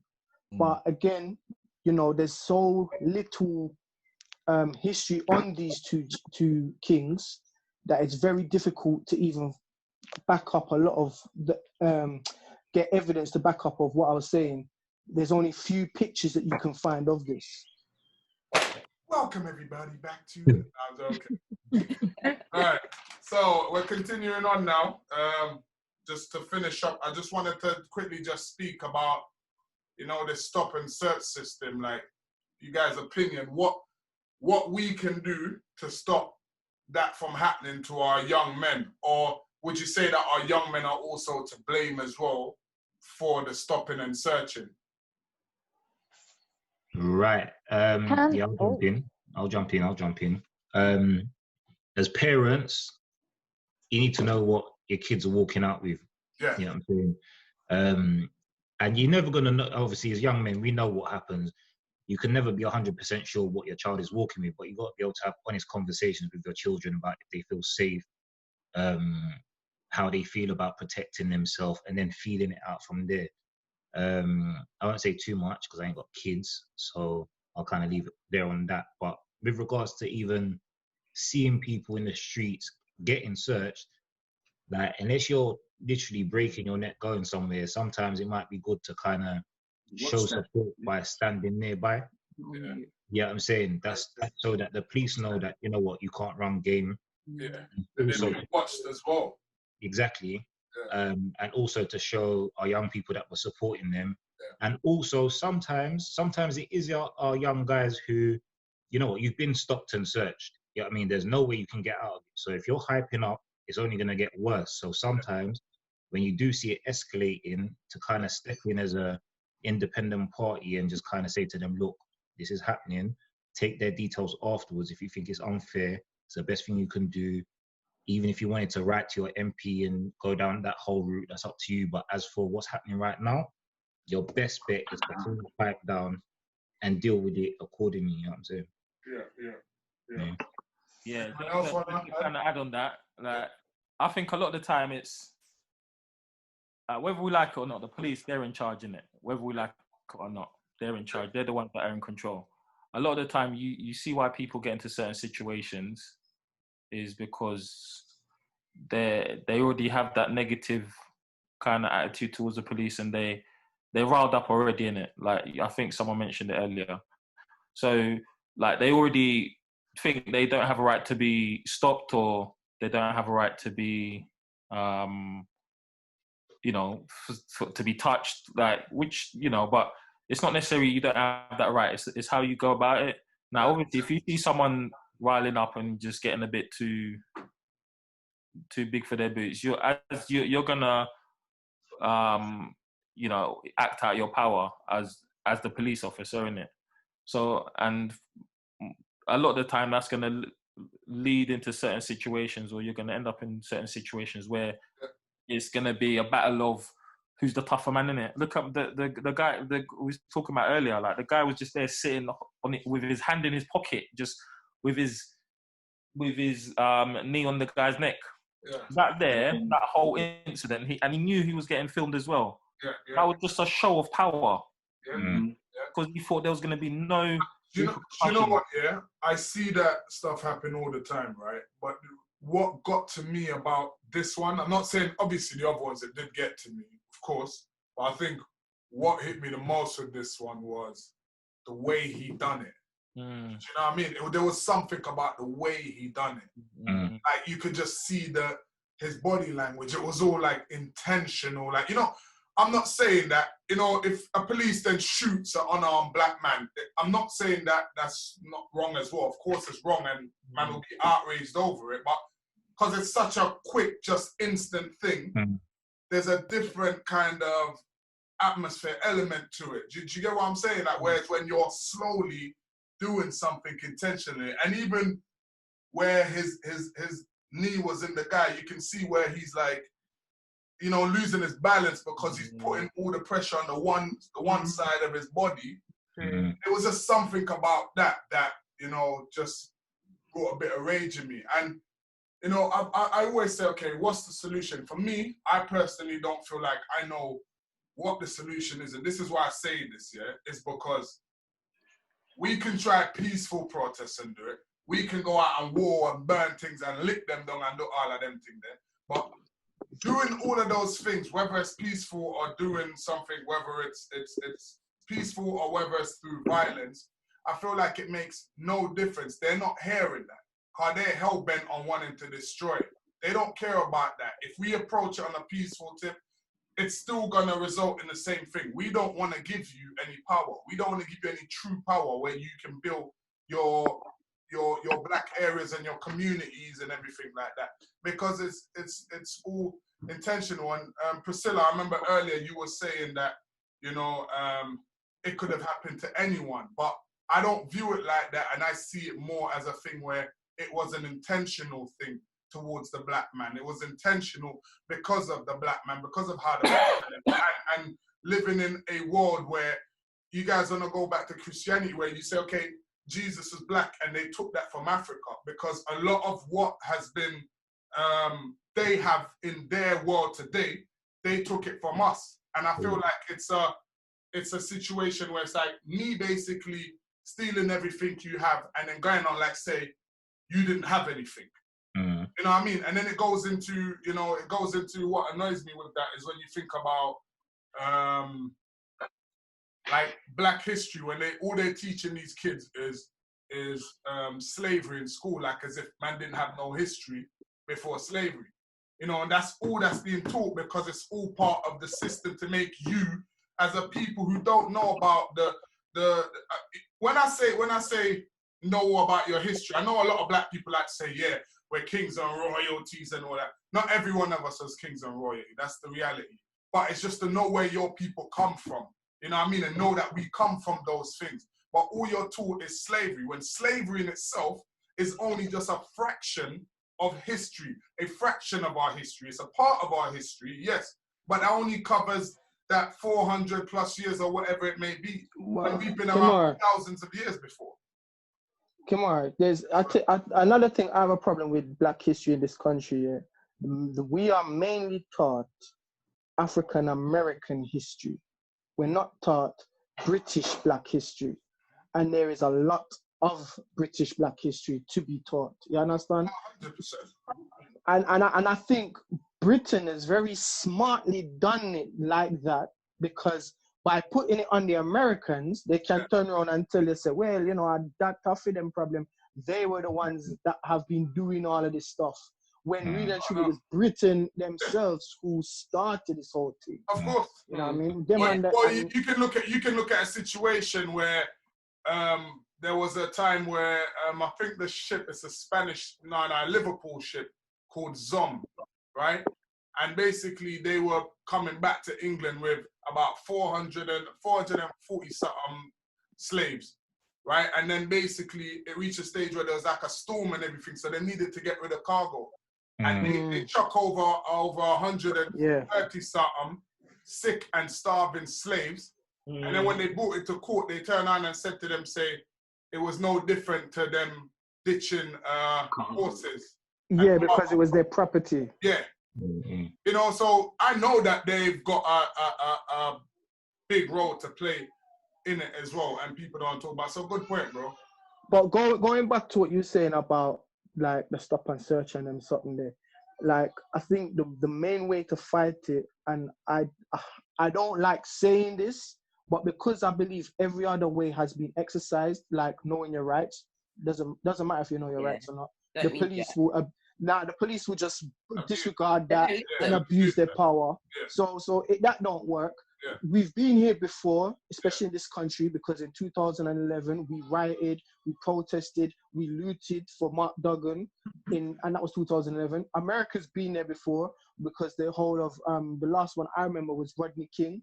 You know what I mean? So protesting, marching, looting, rioting, we've done it all before. But what I feel like we haven't really accomplished is, one, we mentioned this before, unity amongst ourselves, and two, knowing how to fight this situation in the courts, because we can get compensation for, like, you know, for many different things. You can say, well, you know, my relationship with the police has now been scarred because of the situations I've been in. And you can get compensation and hit them where it really hurts, where it is finances. But we need to have a unity of knowing that our brothers and sisters... Can you really fight it in the courts? I mean, I see situations in America where there's injustice. Let's say even smaller than that. We've got smaller situations than that where, like, one black person, they want to put that person away for whatever it may be and frame them for a crime or put them in prison without a fair trial and all of that stuff. Going back to even, for example, like those Central Park 5 guys, right? And there was no real justice. Even the money they gave them after, that's nothing, because they had to split that money between each other. And that money can't pay for all that time they lost. But come on, my question is, did they have private solicitors or lawyers, or was it legal aid they went through for their fights? Because it makes a big difference. When you're going through with legal aid, you know, you're getting like the bottom of the barrel, so to speak, to help you fight. I think one and two of them did hire some. Or the private one then. Yeah, I think one and two of them. I think the Muslim guy, he definitely did, because I think his mom developed a whole support system where people are financing it and everything. So I think they did do that, but they're not gonna do that. Like if you can't even get justice in something so small for just 5 black men, how are you going to then get justice for a whole race of people? Because remember, it's a fair thing. You got to remember, not every case is gonna be one though, because there is. I can give you an example in this country where a group of men literally they just in the car and they just faced forward and they never did nothing. The police officers rushed them, beat them up, and they got 25K each from the police system. But we won't hear about that. You know what I mean? But that's one case of where they've won. You know, there's the other thing I would say is, and I'm maybe going off subject a bit, but we do have problems within our youth, and I'm not trying to put the blame on us in any type of way, but it's going back to what I think Mr. Joseph was saying, where, you know, some of our youth were stepping out and feeling a type of way for their life, where they feel they need to carry certain things. Now, I have a daughter, maybe one day I soon get a son, you understand, God willing. Bro, I'll be honest, I'm making him go and learn how to do Korean knife fighting and how to fight with and without knives, bro. Because in the day that we're living in, I need to know that my children have some sort of tools that they're able to survive and come home with. You know what I mean? And I know some people might be saying, yo, Bishop, you're kind of mad still, you kind of lose it. But the reality is, I'd rather that my child know how to fight someone with a knife when they don't have one, rather than to just go out there and be a victim. You know what I mean? What if they're a victim to the police, though? That's Right, and this is where I say we need that lawyer money and that connection with the lawyers, because they could defend themselves in a way where. But not everybody has that type of money. Not everybody. Exactly, and that's a problem. If you don't have that and you're an innocent child just coming home from school and you look a certain way or something's happened and they you fit the description, and bam, that's you, yeah? You can teach them to fight with knives all you want, but if they're coming against the police and the police do something to them, then what? But again, that goes back to what I was saying. We need to have our lawyers and our solicitors be able to fight that case, because unfortunately, I hate to admit this, but I've been in situations with the police, and unfortunately, they hold the power. There's nothing you can do. You fight them, you lose. You don't fight them, you lose. They built up against us. Yeah, straight up. Yeah. So it's a lose-lose situation. But where the victory could be is in the court system. You know, going through the courts. I'm not saying every case will be won, because that's unrealistic. But it would be better to see something being done, some cases being won, rather than absolutely nothing. And I feel it's something that I don't think we've exercised enough. We don't even have a group of people that we can call that we know ourselves. All we have is the IPCC. That's all we have. And the IPCC is run by who? It's not run by us. Yeah, it's run by them. Well, you got to remember this system, this legal system, or this legal framework here, and most Western, they're set up for the oppression of black people. You know. Exactly. Agreed. It makes no. Already, we're going into a system that we've already lost. Like in the bigger picture, in the grand scheme of things, we're already lost. So we need to even the answer is it's the whole different. We need our own law system, our own network. We need to. We need to be out of this sort of setting, man. We need to leave the country. That's what we need to do. We need to leave this country. You know what? Can I just come in here? Can I just come in? Yeah. In going back to your previous point that you said on the other video, that's the black supremacy. Mm-hmm. Yeah. Getting our own stuff. Yeah. So that we can move like the other groups move and exert power. That's where your black supremacy comes in. You see where getting it out there without people saying you're racist, you're this, you're that, and trying to shut it down. You see where we'll have the problems with doing that, right? You got to remember that us as black people living in the UK, black people living in the Caribbean, black people living in America, black people living in different countries in Africa, we're all still kind of different in terms of where we've been brought up in the culture. So to then do what you're saying to do, like, because I agree that we should go back, but it would be a hard thing to do when it's such everyone's so different in terms of their culture and upbringing.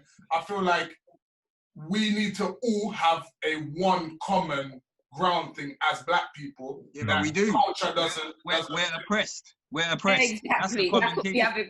It's true. We got that. That's why these it's true. kicking off. But not every black person is looking at it like that, though. Yeah, but that's the challenge, isn't it? They're not.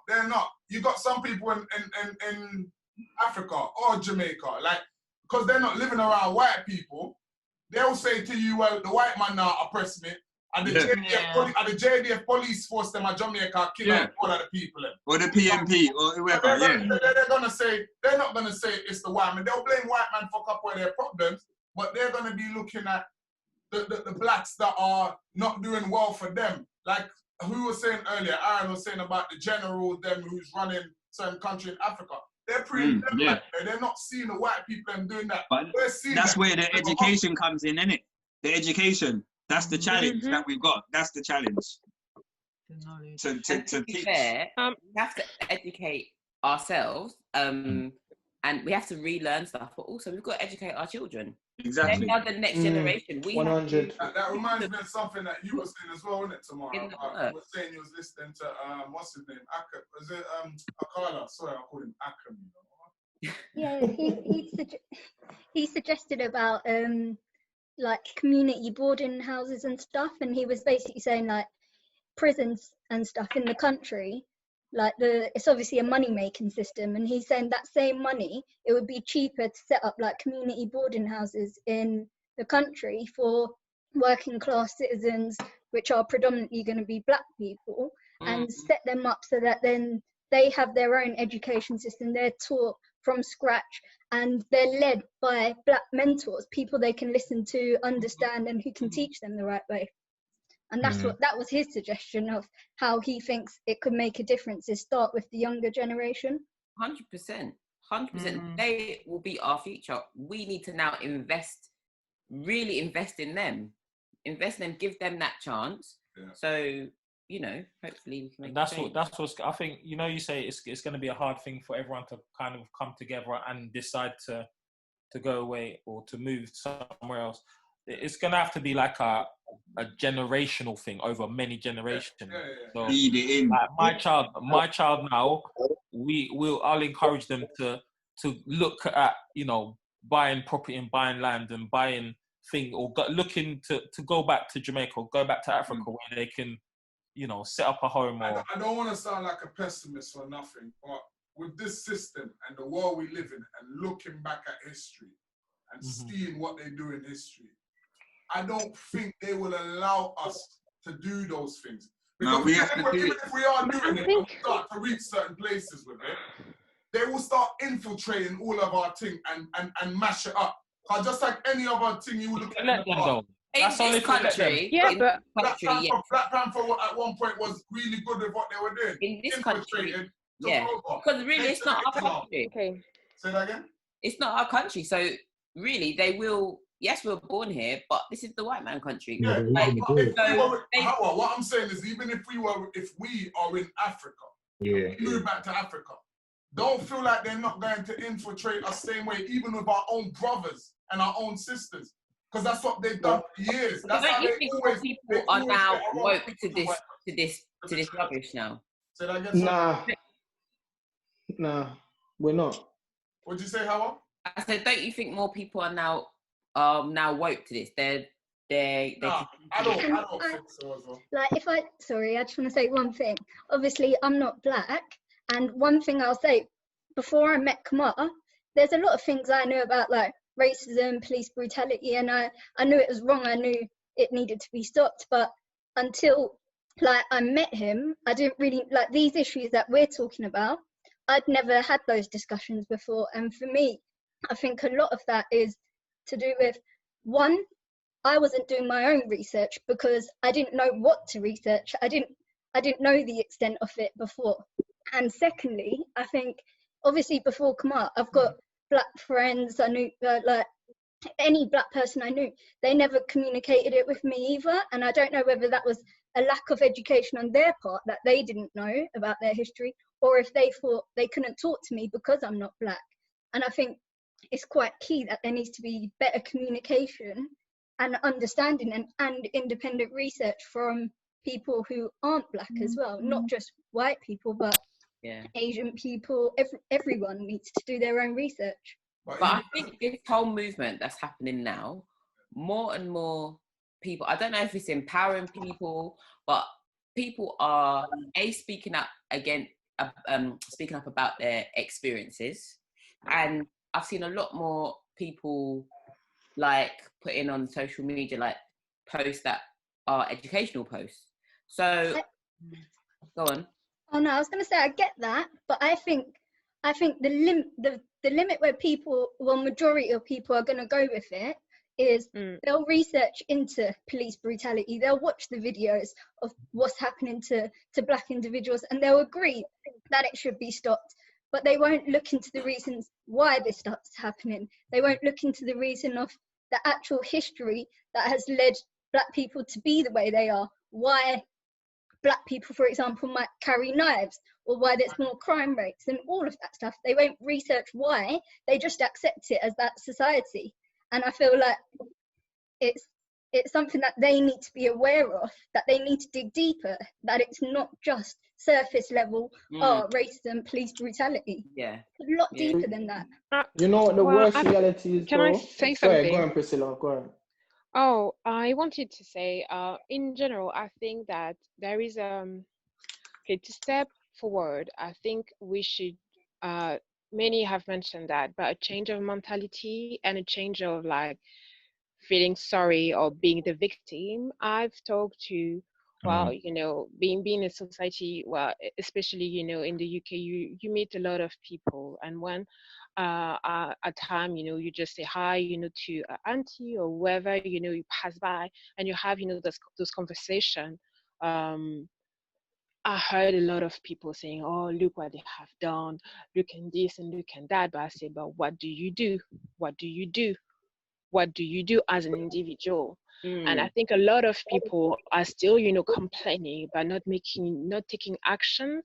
And I think also with that social media, I'm not in social media at all, because I think it's so easy to post things. It's so easy to say things online, but actually people are just, you know, hiding behind, you know, a screen, and not many people are really, you know, standing for whatever they're saying. And sorry? I said I call them people, they're diet woke. They're diet woke. And also we have also to examine ourselves.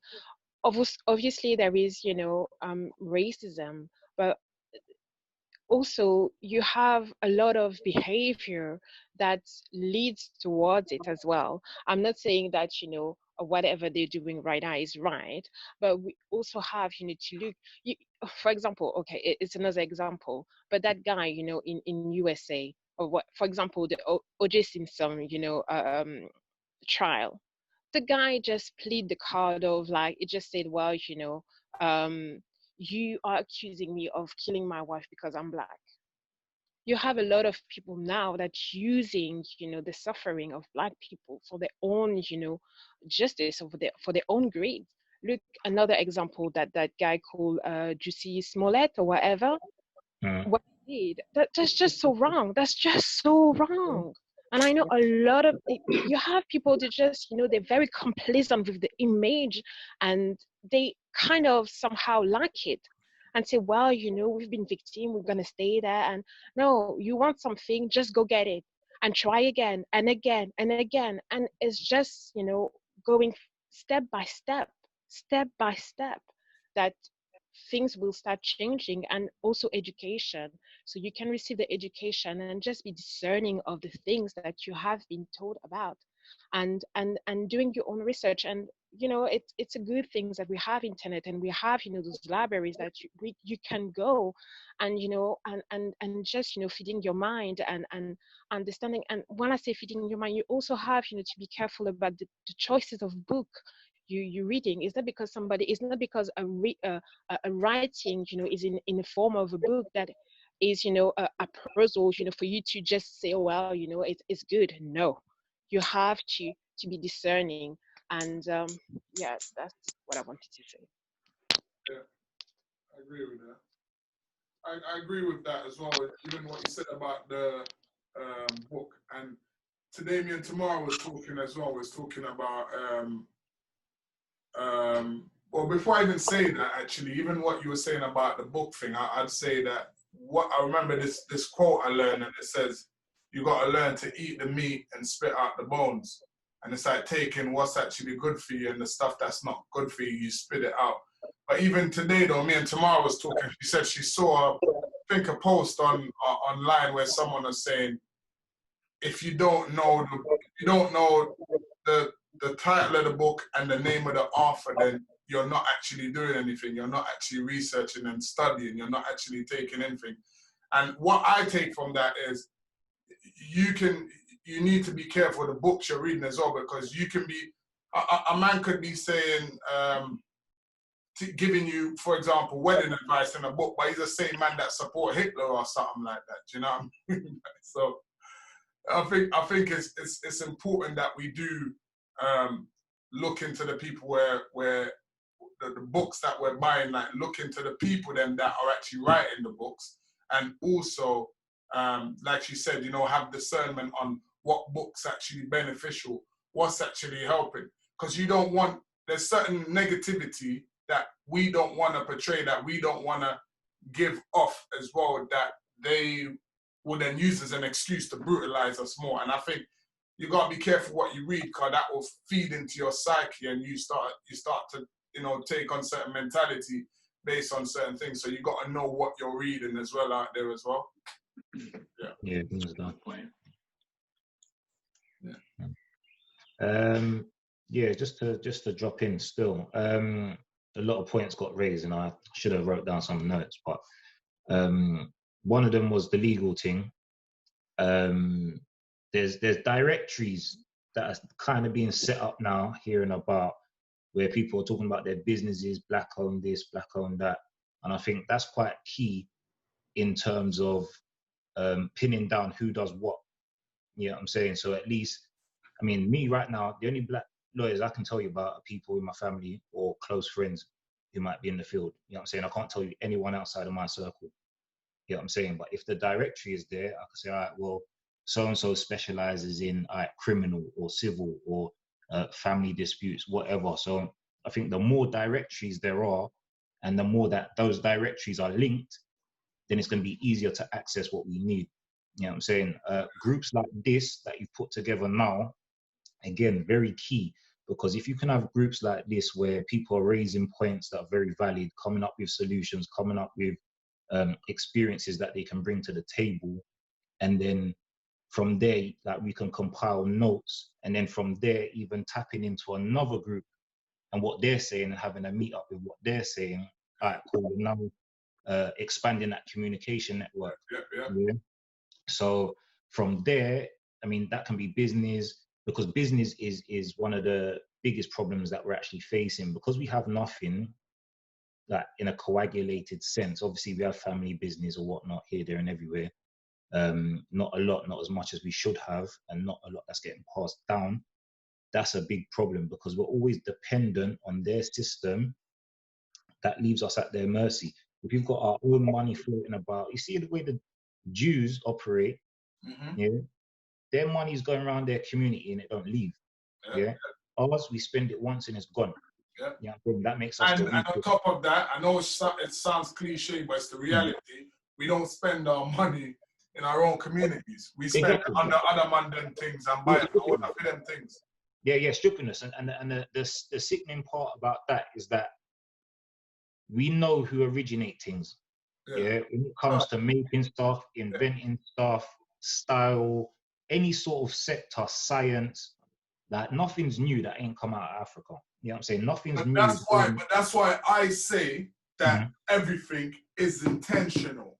It's because of who you are. It's because of what you come from. Because you're this. Yeah, of course. It's not because you're taller, because my head bigger, that money over there, so big belly or anything like that. They're not discriminating on that. They're looking at this and the originality. Of course. So if we can like what Hal was saying about teaching the children, I think that's key. But at the same time, it's teaching ourselves at the moment at where we're at, because you can't teach a child anything that you don't know. You know what I'm saying? You can sit them down and have them read a book, but unless they see that you're passionate about something, they ain't really going to be about it. Unless, you get the select few. Yeah, but we need to do it as adults, and even educating the older ones. I mean, sometimes it's hard to educate older people. Sometimes I'm trying to do something new. Yeah, I'm saying that, there's a stubborn one. Like, at the age we're kind of at here, this is a crucial age to kind of be learning about the history, learning about, obviously, the past, but also having a prospective future. Yeah, so in terms of setting up networks, setting up systems, and getting out of England, really, you know what I'm saying? Because like you're saying, they ain't gonna try and give you a fair fight in the court. No. It's not happening. You know what I'm saying? And especially the circles that people come up in to get into court, you're always gonna have lawyers and solicitors, barristers that come up from the gutter. That's cool. But the majority are coming from a certain type of life. And then even when they get into that circle, it's so corrupt that you might have come in with all the good intentions. Someone got you on blackmail and you're now a different type of person, which happens to a lot of police officers as well. I'm going to give them the benefit of the doubt. Some of them, Can I ask a question? Go on. What do you think? And this is to everyone, because it's just a question. I'm playing devil's advocate a bit. What would happen if we had more black people in the police force, black people as judges, and more black people and barristers and solicitors? Like, what do you think could be an outcome of that? They'll play up to the white system to get ahead, because the white people will only let them go ahead if they play ball based on the white man's way of thinking. You look at the world today, all of them that's already in that position. That's what all of them are doing right now. Yeah, look at America. More I hear what my brother just said a while ago. He said, how much percent, my brother? Yeah, I was saying you need 50%, but really it needs to go all the way to the top. If the top is still white, then everything else underneath that's going to be playing to a certain system. All that will do will just probably maybe cut out racism, but only in the legal framework. So But then isn't that then? I mean, I don't think everyone agrees with what you just said, Peter. I don't agree or disagree. If there's more black people who are police officers and judges and barristers, there'll probably be less racism, but only within that legal framework, only within that area. You go into like businesses and maybe even education or whatever, all the other sectors, there'll probably still be racism there. Yeah, definitely. But because my thing is then, because if we had more black people in the police force and maybe actually policing us, you know, in where we are, would we be still having the same type of relationship we have with the police that we have right now? But would the black police be killing their fellow black people? Yeah, because you know what? In America, they do have black police. Bishop, I don't think that would work in a system like that, because even I know I keep going back to the black countries, but even within that, we don't have a good relationship with the police there. So imagine a police force that's here, where like my brother said about, you know, if majority, even if it's at 50% of them, if the top is still white, there's you know what I mean, like it's not gonna change anything. You got to think about that, because no matter how much of us get into it, whoever's going to be on top is still going to be white. And we have the problem with our own people, and we fight against police in our own system. Police fight against us from our countries and stuff like that. So I don't think something like that will actually change or make a difference. Yeah, I'd agree with Kamal.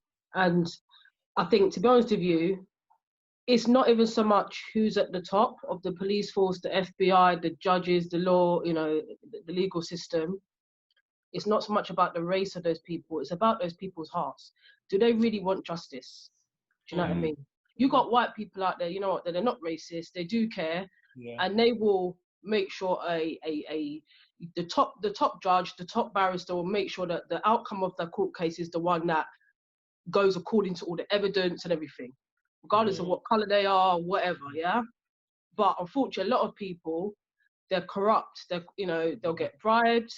They don't really care. It's just a job to them. It's all about the statistics and league tables and, you know, whether they're popular, you know, and all of that. It's not about true justice. There's people out there that are up in those court systems that could make a decision that's right, but if they're going to get a lot of flack for it, they're like, I can't be bothered, man. Let me just make the decision that gets me, you know, just peace, you know, peace and quiet. I ain't got time to be hearing. So it's about justice. It's about justice. Whether I'm black, white, it's about justice. If people are there, if black people are the top judges, but we're racist towards white people, it won't be justice. It'd be flipped on its head. Yeah. If white people are there, they don't care. It'll be like it is now. Yeah. But if the people there care and they actually care about the human race and doing what's right morally, then there'll be difference. Okay, so let's close with okay. this. Let's close with this question. Wait. I just want to say one more Go thing. on. Sorry. It's in regard to what Ursula just said, but I think, the system is so big, it's bigger than, the heart.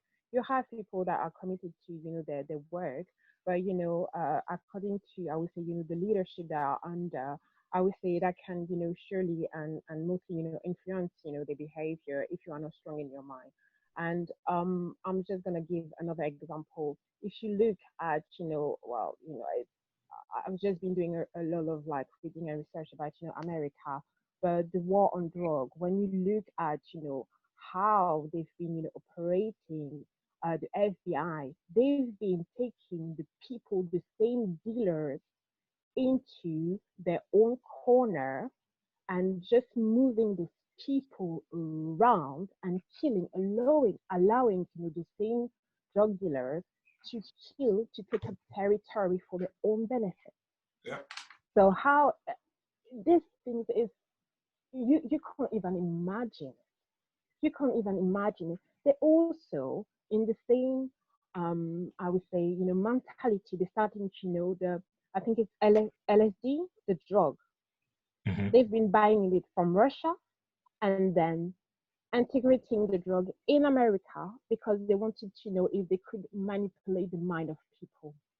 And then they saw that actually one man, I don't know his name, starting using it and actually it starting the movement like the EP and peace and love and whatever. But if you see the corruption from the start, it's bigger than any just one individual. I know that from one individual to another, you can make a difference. But when you look at the system,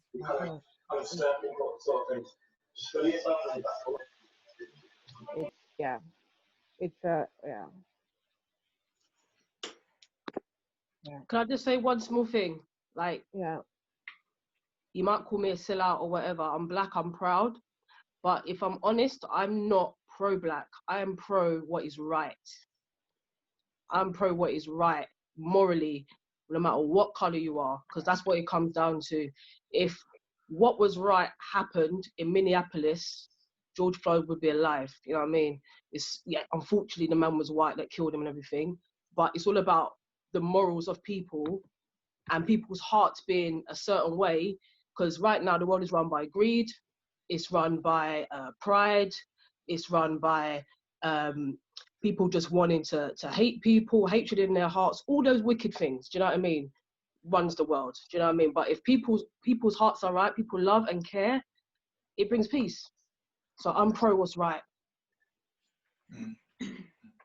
I wanted to close with a final question, just to put it out there to you guys. So at the end of this all, what can be done as a people, not just black people, to help with change? What do you think normal white people in today's society can do to, because I feel like when we make the noise about it, they don't listen because it's just us. And I feel like sometimes to even just get a little step ahead, sometimes I find that I notice when white people, they see a whole community of white people coming together and coming with us saying, that's so appalling. And, that's when sometimes it's like it forces them, like it's like they're stepping on their toe to actually make changes. So what do you think? Do you think that it's just us, or do we need help in reaching this goal and this target of stopping all of this situation so we can't have any more George Floyd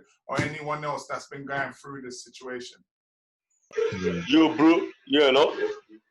You. Yes, brother. Can you hear me?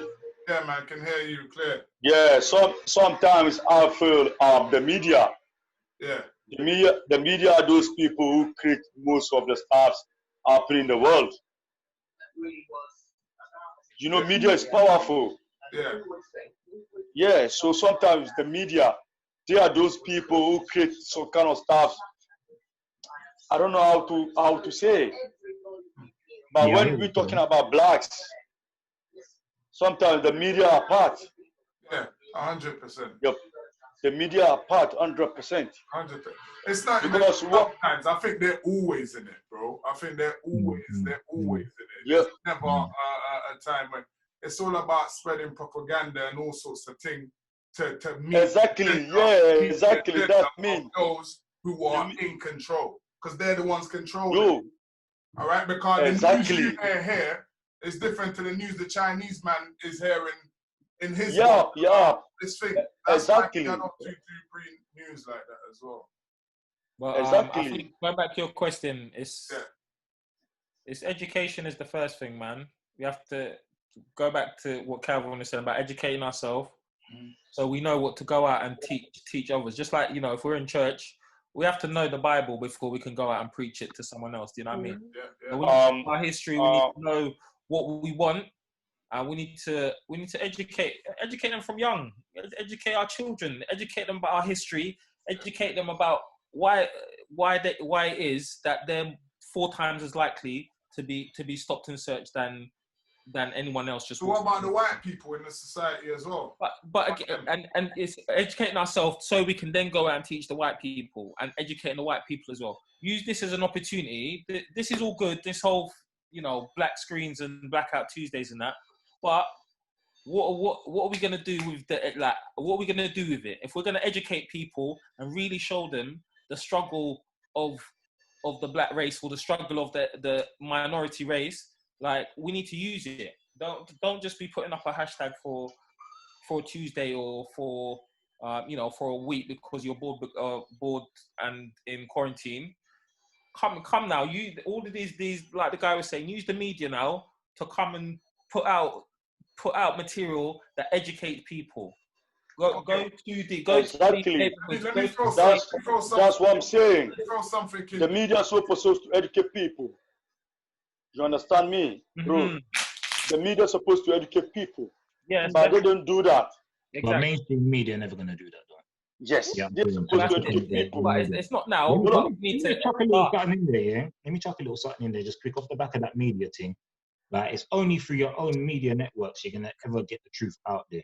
You understand? It's like when you get like a good Facebook page or you get a good Instagram page, that's the only way, really, apart from setting up your own thing, which is the next step, really, you know what I'm saying, to give a bigger voice to those people who have those kind of platforms to then, you know, push their thing. Also, hold into account, I'm gonna try and wrap this up real quick here. Hold into account artists, yeah? Artists are the most powerful people we have. Yeah, more powerful than any of our politicians, Diane Abbott, David Lammy, anybody. Nobody knows them. Yeah? Everybody knows the artists. If the artists are constantly talking about, and I'm guilty of listening as well, but everybody love a little gram or this, that, the other, yeah, but obviously it comes with a consciousness thing, and you have to level up at some point, yeah, and drop certain things.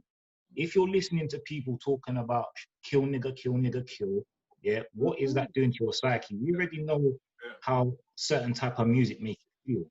Yeah, I know, like, if I'm in a bad mood and I listen to something, if I was any other brother, it's touch and go. So it's no wonder these boys are kind of riding around 4 man deep in a car looking to do badness. You know what I'm saying? Because that's what they're putting in there. You know what I'm saying? As a man thinketh. And then off the back of that point, and on the education note, it's about a paradigm shift. I feel like we're trying to put this thing on white people to kind of fix, well, not us, but let's say the Black Lives Matter thing is trying to bring awareness. And that's good. That's always good because awareness is key. But at the same time, it's kind of like saying, I'm the victim. White man, take your foot off my neck. Like, give me a little space to breathe. That's literally what we're crying out and saying. And in that, you paint yourself as the victim. Like, the lion isn't scared of the gazelle, yeah? So if we're talking about we're kings, we're this, that, and the other, you can't act like a pauper. You know what I'm saying? If your mindset is that of a king, people ain't gonna treat you like a pauper. If I step out and I'm feeling good and I'm feeling myself, people look at me a certain type of way. That's fact, yeah? Bro, you're preaching, bro. You're preaching. Real, that's real. Yeah, but you know that. So when you walk out, you ain't feeling so good, things don't go right. You understand? So if we can shift a mindset just within ourselves to that of, you know what, I deserve to lead a good life, and I deserve good things. And when we're always saying, oh, life hard and the struggle, and you know what I'm saying, all that does is push you deeper in. You know what I'm saying? And your mindset will never rise up. So that's why I'm a little bit touch and go with this Black Lives Matter thing, because I feel like it's doing a lot of harm. At the same time as the awareness is good, but the victim mentality is doing nothing for anybody. You know what I'm saying? So if we can wake up people like our children, and that's where obviously educating ourselves on who we truly are, and then passing that down to them, they're gonna kind of skip out them things of like the struggle. Really, all right, let me put it like this, yeah. Growing up, my mum never told me that the police was necessarily going to do me anything bad. She said, watch out for them. And she said, always talk to them with respect. Yeah. Police never came my way, partly because I never got involved in things, and then partly because I don't fit the description of what they wanted. Yeah. There was a day, yeah, I was feeling tasty, yeah, and I was after trouble, and I found it, and the police got called. You know what I'm saying? Just because my mindset was in that kind of place. There was another day, again, I was feeling myself, and I was after trouble. Trouble came my way, and I was out of my depth. Yeah, that's 2 incidents. There's another thing where my friend he's on the other side of the track, so he's been in deep in things, you know, the whole lifestyle, blah, blah, blah. And we were talking about that same kind of thing of being aware of how you're thinking and how things get attracted to you. I said to him, you know, please don't check for me. You know what I'm saying? If I'm driving, don't check for me. If I'm wearing certain type of clothing, don't check for me. I can smoke weed on the street and they walk straight past me because my mind don't check for them. I think of myself as not above, but equal, like you can't touch me. I'm doing my thing, I'm cool. I said that same thing to my boy, and he said, you know what, ever since, and you know, on the drugs thing and all of that, so he's still living that life, but ever since he stopped checking for them, he said he's never been stopped. You know what I'm saying? They don't look in his direction. He'll be smoking in the car, with things in the car, nothing.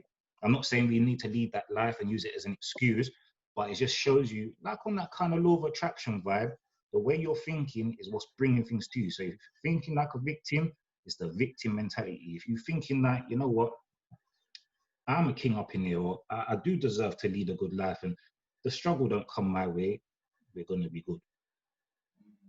Thank you very much. I appreciate what you said. Yeah. Cool, man.